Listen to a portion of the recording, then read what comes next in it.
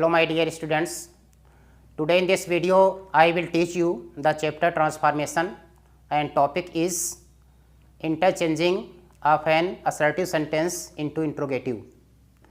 This video is for the students of class 11 and 12.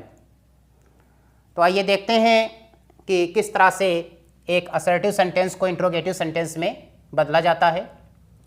देखिए 3 words होते हैं, एक होता है चेंज और एक होता है एक्सचेंज और एक वर्ड होता है इंटरचेंज।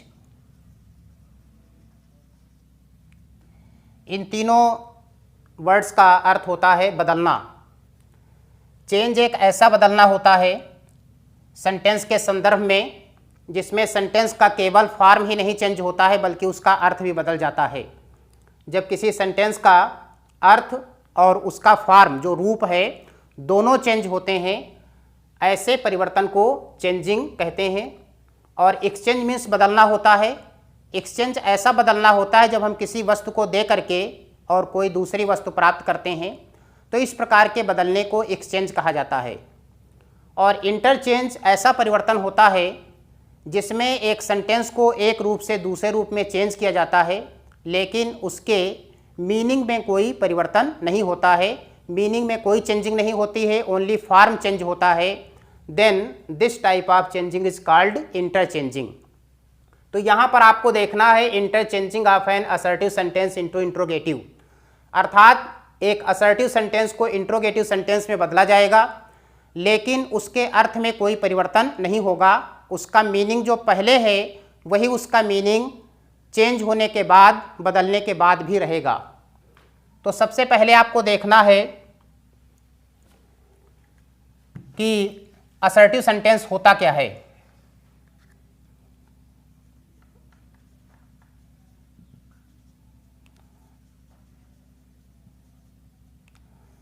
असर्टिव सेंटेंस ये 2 प्रकार के होते हैं, अफर्मेटिव फॉर्म में भी हो सकता है और निगेटिव फॉर्म में भी हो सकता है।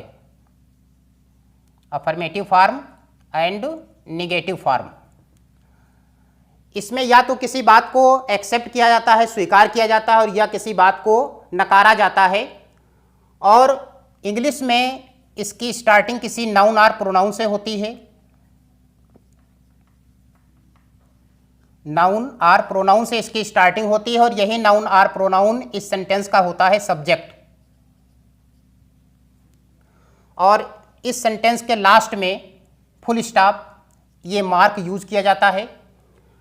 तो यदि कोई सेंटेंस जिसकी इंग्लिश में स्टार्टिंग किसी नाउन और प्रोनाउन से हो और वही नाउन या प्रोनाउन उसका सब्जेक्ट हो, लास्ट में फुल स्टॉप का यूज किया गया हो, या तो वो अफर्मेटिव फॉर्म में होगा और या फिर निगेटिव फॉर्म में होगा, ऐसा सेंटेंस असर्टिव सेंटेंस कहलाता है। अफर्मेटिव एंड निगेटिव सेंटेंस में क्या डिफरेंस होता है? जिस सेंटेंस में no, not, never, seldom, neither, nor, इनमें से कोई वर्ड दिया होता है, ये वर्ड्स हैं जो सेंटेंस को निगेटिव बनाते हैं। No, not, never, seldom, neither, nor. If in any sentence any of these word is used, then that sentence is called negative sentence. यदि किसी सेंटेंस में इनमें से कोई भी वर्ड यूज किया जाता है तो वह सेंटेंस नेगेटिव फॉर्म में होता है, और यदि किसी सेंटेंस में इनमें से कोई भी वर्ड यूज ना किया गया हो तो वह सेंटेंस अफर्मेटिव फॉर्म में होता है। तो इस प्रकार से आपको पहचानना है कि सेंटेंस असर्टिव है और असर्टिव के रूप में सेंटेंस अफर्मेटिव फॉर्म में है और नेगेटिव फॉर्म में है। As for example, she is learning her lesson. ये सेंटेंस सी से स्टार्ट है और शी यहाँ पर नाउन प्रोनाउन में से ये प्रोनाउन है थर्ड पर्सन का, और इस सेंटेंस का ये सब्जेक्ट है। तो जो पहचान आपको बताई गई है इंग्लिश में लिखे हुए असर्टिव सेंटेंस की जो पहचान है, उसकी स्टार्टिंग किसी नाउन और प्रोनाउन से होती है। तो इस सेंटेंस की स्टार्टिंग शी प्रोनाउन से है और इसके लास्ट में देखिए फुल स्टॉप का यूज़ किया गया है। और इस सेंटेंस में इनमें से कोई भी वर्ड यूज़ नहीं किया गया है। No, not, never, seldom, neither, nor में से किसी भी वर्ड का यूज इस सेंटेंस में नहीं किया गया है, इसलिए यह सेंटेंस असर्टिव होने के साथ साथ अफर्मेटिव फॉर्म में है। यदि इसमें इनमें से किसी वर्ड का यूज कर दिया गया होता तो यह सेंटेंस असर्टिव तो होता लेकिन निगेटिव फॉर्म में होता। As they were not making a noise.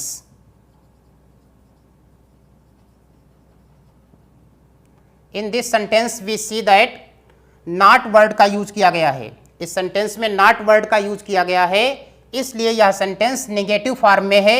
इसकी भी स्टार्टिंग दे प्रोनाउन से है और लास्ट में इसके भी फुल स्टॉप का यूज किया गया है, इसलिए यह सेंटेंस भी असर्टिव फॉर्म में है, असर्टिव है और असर्टिव के साथ साथ नेगेटिव फॉर्म में है। तो इस प्रकार से आपने समझा कि असर्टिव सेंटेंस क्या होता है और उसकी क्या पहचान होती है। अब आपको देखना है इंट्रोगेटिव सेंटेंस क्या होता है और इंट्रोगेटिव सेंटेंस इंग्लिश में लिखे हुए किसी वाक्य को कैसे पहचानेंगे कि यह इंट्रोगेटिव सेंटेंस लिखा हुआ है। इंट्रोगेटिव सेंटेंसेस टू टाइप्स के होते हैं। एक तो वे जिनकी स्टार्टिंग किसी हेल्पिंग वर्ब से होती है और दूसरे वे जिनकी स्टार्टिंग किसी क्वेश्चन वर्ड से होती है। तो चाहे हेल्पिंग वर्ब से स्टार्टिंग हो अथवा किसी क्वेश्चन वर्ड से स्टार्टिंग हो, दोनों प्रकार के सेंटेंसेस के लास्ट में ये मार्क यूज किया जाता है और इस मार्क को इंट्रोगेटिव मार्क, क्वेश्चन मार्क या मार्क ऑफ इंट्रोगेशन कहते हैं। जो हेल्पिंग वर्ब से स्टार्ट होता है सेंटेंस, उसका जो आंसर होता है वो एस आर नो होता है। जो भी उसका जवाब होगा, जो भी उसका रिप्लाई करेंगे उसको एस आर नो में रिप्लाई कर सकते हैं। जिस इंट्रोगेटिव सेंटेंस की स्टार्टिंग किसी क्वेश्चन वर्ड से होती है उसका जो आंसर होगा वह आंसर आपको इन डिटेल देना होता है। ये दोनों में डिफरेंस होता है। तो इसके एग्जांपल्स देख लीजिए। पहला लिखा हुआ है have you taken medicine. In this sentence हम देखते हैं कि इसकी स्टार्टिंग हैव से है और ये हैव हेल्पिंग वर्ब है। लास्ट में इसके ये मार्क यूज किया गया है। तो ये इंट्रोगेटिव सेंटेंस है लेकिन जिसकी स्टार्टिंग हेल्पिंग वर्ब से है, ऐसा इंट्रोगेटिव सेंटेंस है। इसी तरह से अगर ये लिखा होता why did you not come to college yesterday,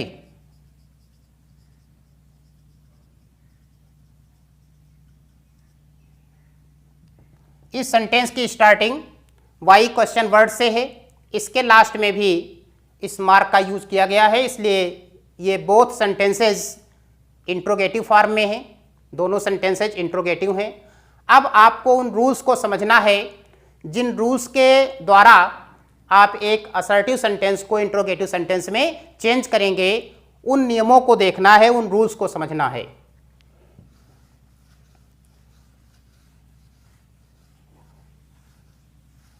rule number 1,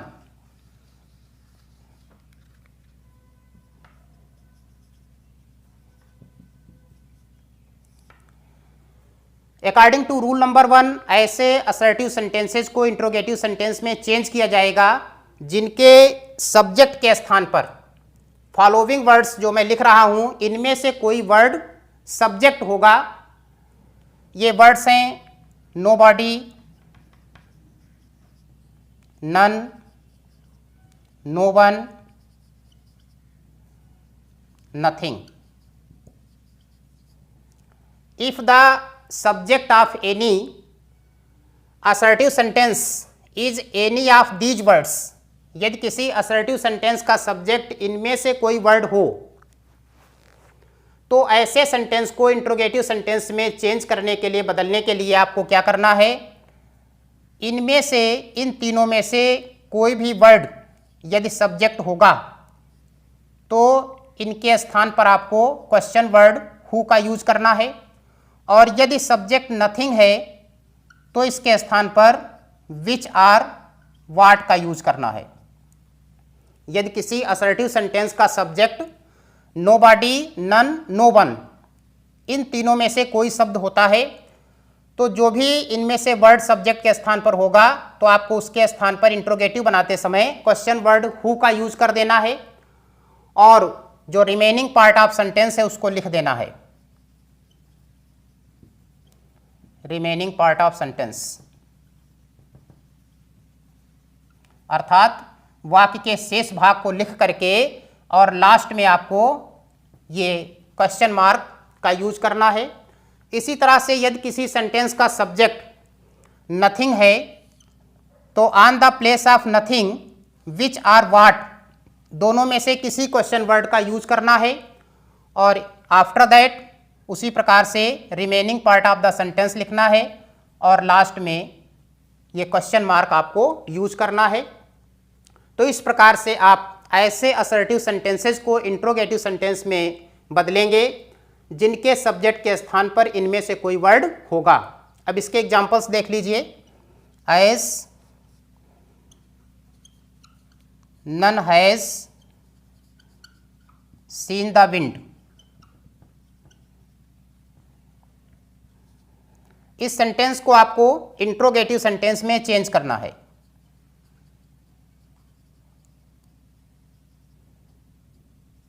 तो देखिए इस सेंटेंस का सब्जेक्ट क्या है, सब्जेक्ट इसका है नन।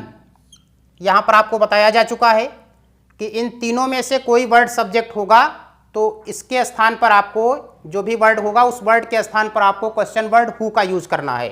तो यहां पर नन के स्थान पर हु लिख देंगे और शेष भाग को ऐसे लिख देना है, who has seen the wind. Last में आपको इस मार्क का यूज करना है। ये सेंटेंस असर्टिव फॉर्म में था और ये चेंज हो गया आपका इंट्रोगेटिव फॉर्म में। इसका जो अर्थ था ये हवा को किसी ने नहीं देखा है, इसका अर्थ है हवा को किसने देखा है, अर्थात किसी ने नहीं। तो फॉर्म चेंज हो गया लेकिन मीनिंग में कोई चेंजिंग नहीं हुआ है। ये असर्टिव फॉर्म में था और ये इंट्रोगेटिव फॉर्म में हो गया, लेकिन मीनिंग दोनों का सेम है। इसलिए इस प्रकार का जो परिवर्तन होता है उसको इंटरचेंजिंग कहते हैं, और ट्रांसफॉर्मेशन के अंतर्गत इंटरचेंजिंग ही की जाती है सेंटेंसेस की, क्योंकि ट्रांसफॉर्मेशन की जो डेफिनेशन है उसमें बताया जाता है कि ट्रांसफॉर्मेशन एक ऐसा परिवर्तन होता है जिसमें सेंटेंस का केवल फॉर्म चेंज होता है, उसके मीनिंग में कोई परिवर्तन नहीं होता है। तो इस प्रकार से अकॉर्डिंग टू रूल नंबर 1 ऐसे असर्टिव सेंटेंसेज को इस प्रकार से इंट्रोगेटिव सेंटेंस में बदला जाएगा। अब रूल नंबर 2 देखना है आपको, दूसरे नियम के अनुसार कौन से सेंटेंसेस किस प्रकार से बदले जाएंगे।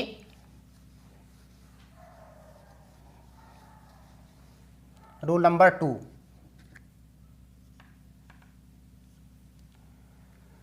If the subject of any assertive sentence is any of the following words, यदि किसी असर्टिव सेंटेंस का सब्जेक्ट, जो निम्नलिखित शब्दों को मैं लिख रहा हूं इनमें से कोई शब्द हो।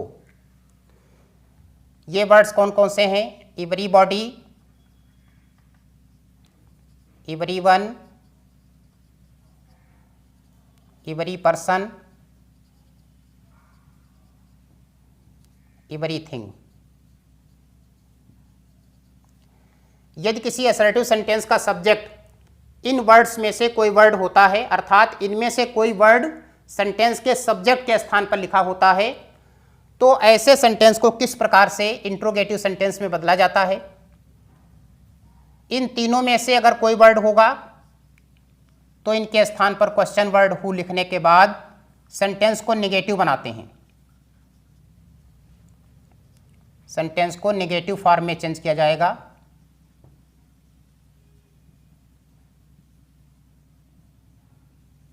और इसके बाद लास्ट में ये क्वेश्चन मार्क का यूज करेंगे। इसी प्रकार से अगर सब्जेक्ट के स्थान पर एवरीथिंग है तो एवरीथिंग के स्थान पर विच आर वाट को लिखने के बाद फिर उसी प्रकार से सेंटेंस को नेगेटिव फॉर्म में चेंज करते हैं और लास्ट में इस मार्क का यूज करते हैं। इसमें और पहले वाले नियम में थोड़ा सा अंतर है। उसमें जो शब्द बताए गए थे उन शब्दों के स्थान पर आपको हु, विच या व्हाट को लिखने के बाद सेंटेंस को उसी तरह से लिख देना था। इसमें थोड़ा सा बदलाव करना है, परिवर्तन करना है। इसमें सेंटेंस को आपको निगेटिव फॉर्म में चेंज करना है, निगेटिव बनाना है सेंटेंस को। इसके एग्जांपल्स देखिए, जैसे लिखा हुआ है एवरीबॉडी नोज M.K. गांधी।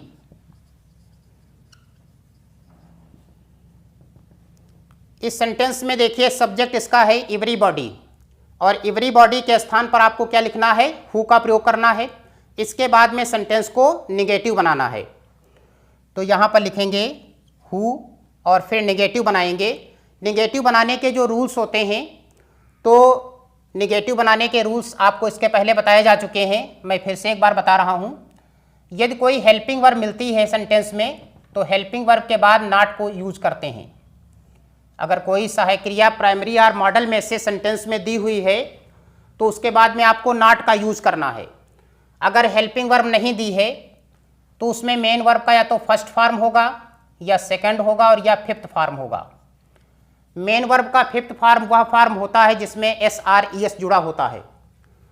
तो यदि सेंटेंस में मेन वर्ब का फर्स्ट फॉर्म दिया हो, तो डू नॉट प्लस फर्स्ट लिखा जाता है, और यदि सेकंड फॉर्म दिया हो तो डिड नॉट प्लस फर्स्ट लिखा जाता है, और यदि फिफ्थ फॉर्म दिया हो तो डज नॉट और इसके बाद में फर्स्ट फॉर्म लिखा जाता है।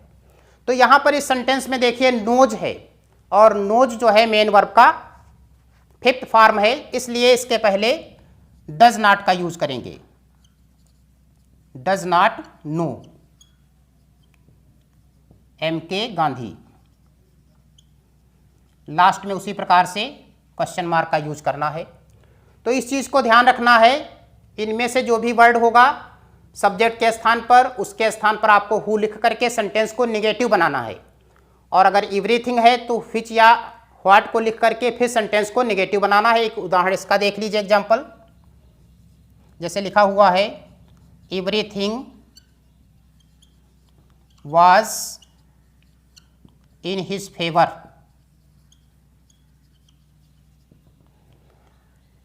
इस सेंटेंस में देखिए सब्जेक्ट है एवरीथिंग, तो एवरीथिंग के स्थान पर विच या व्हाट का यूज करना है, विच। और इसमें देखिए हेल्पिंग वर्ब दी है वाज, तो वाज के बाद नॉट का यूज कर दीजिए, which was not in his favour. इस प्रकार से ये चेंज करेंगे अकॉर्डिंग टू रूल नंबर 2। ऐसे सेंटेंसेस को असर्टिव से इंट्रोगेटिव सेंटेंस में बदला जाएगा जिनके सब्जेक्ट के स्थान पर इनमें से कोई वर्ड होगा। अब मान लीजिए कोई ऐसा सेंटेंस है जिसके सब्जेक्ट के स्थान पर रूल नंबर 1 में बताए गए वर्ड्स और रूल नंबर 2 में बताए गए वर्ड्स में से कोई वर्ड ना दिया हो, फिर ऐसे सेंटेंस को कैसे आप बदलेंगे असर्टिव से इंट्रोगेटिव सेंटेंस में, इसको देखना है रूल नंबर 3 में।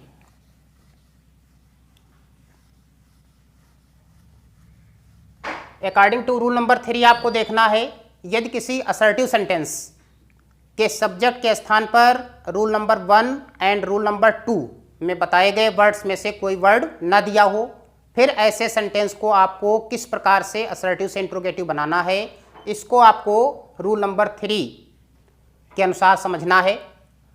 देखिए जैसे लिखा हुआ है money does not grow on the trees.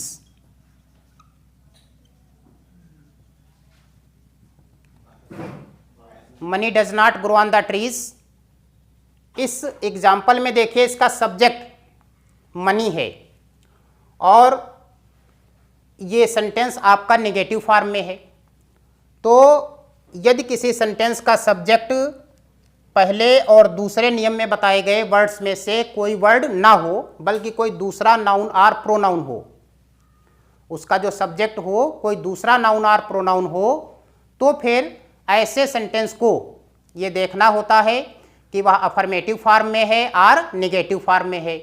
यदि अफर्मेटिव फॉर्म में है तो उसको इंट्रोगेटिव नेगेटिव बनाना होता है, और यदि वह निगेटिव फॉर्म में होता है तो उसको इंट्रोगेटिव अफर्मेटिव बनाना होता है। तो देखिए ये सेंटेंस पहले से निगेटिव फॉर्म में है, अब इसको आपको इंट्रोगेटिव बनाने के साथ साथ इसको अफर्मेटिव करना है, और यदि ये अफर्मेटिव होता तो इसको इंट्रोगेटिव बनाने के साथ साथ आपको निगेटिव बनाना होता, अपोजिट कर देना है। अगर अफर्मेटिव है तो इंट्रोगेटिव निगेटिव बनाना है, और निगेटिव है तो इंट्रोगेटिव अफर्मेटिव करना है। तो ये इंट्रोगेटिव कब बनेगा? जब इसकी हेल्पिंग वर्ब को सब्जेक्ट के पहले लिख दोगे, तो ये हो जाएगा डज मनी। और ये अफर्मेटिव कैसे बन जाएगा? इसका नॉट जो दिया वर्ड है इसको हटा दीजिए, तो ये हो जाएगा does money grow on the trees. इस प्रकार से ऐसे सेंटेंसेस को असर्टिव से इंट्रोगेटिव सेंटेंस में बदला जाएगा जिनका सब्जेक्ट पहले और दूसरे नियम में बताए गए शब्दों में से कोई शब्द नहीं होगा। एक दूसरा और एग्जाम्पल देखेंगे।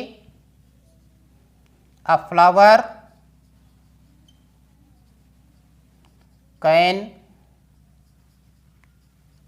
Teach us a lesson. इस सेंटेंस में देखिए इसका सब्जेक्ट है अ फ्लावर और ये सेंटेंस अफर्मेटिव फॉर्म में है, तो इसको इंट्रोगेटिव बनाने के साथ साथ आपको निगेटिव बनाना होगा। जब सेंटेंस को निगेटिव बनाना हो तो सब्जेक्ट के तुरंत बाद में नॉट का यूज करेंगे, तो इसकी हेल्पिंग वर्ब को सब्जेक्ट के पहले लिख दीजिए तो इंट्रोगेटिव बन जाएगा, तो हो जाएगा कैन अ फ्लावर, और निगेटिव बनाने के लिए इसके बाद में नॉट का यूज कर दीजिए, can a flower not teach us a lesson. इस प्रकार से ऐसे सेंटेंसेस को आप असर्टिव से इंट्रोगेटिव सेंटेंस में चेंज करेंगे जिनका सब्जेक्ट पहले और दूसरे नियम में बताए गए शब्दों में से कोई शब्द नहीं होगा। इस तरह से आप बदलेंगे, तो इस बात को ध्यान रखना है और असर्टिव सेंटेंस को इंट्रोगेटिव सेंटेंस में बदलने के इन तीनों रूल्स को ठीक से समझना है। समझने के बाद नोट्स भी तैयार करना है, और जो एक्सरसाइज आपकी बुक में दी है, जो फर्स्ट ईयर की ग्रामर की बुक है और जो क्लास 12 की है, दोनों बुक्स में एक्सरसाइज दी होगी, उस एक्सरसाइज को भी बनाना है। थैंक्स।